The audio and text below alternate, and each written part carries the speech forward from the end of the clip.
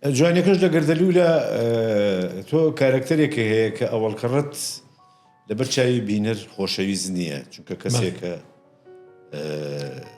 باش نییە لەگەڵ چواردەورەکەی لەگەڵ چواردەورەکەی لەگەڵ دایکە بەڵام جوانەکە لەوایە لە کاری دراما گۆڕان لە شخصیەتە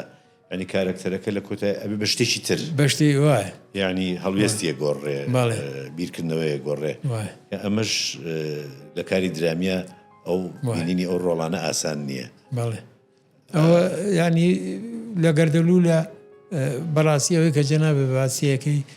لەگەڵ دایک پامەنگە خراپبوو ماوەنگە خراپبوون دایمە خوایە لە دژی دایکمەوە ئێستامەوانی دوایش کە لەگەڵ لە ملازم وەحسینمە لە چایخانەکە دەورەکەم بوو بە شتێکی تر ڕاستە بوو بە قارەبانێکی لە درامایە جوانی گۆڕانی کارکتەرە بۆ ئەو گۆڕ بۆ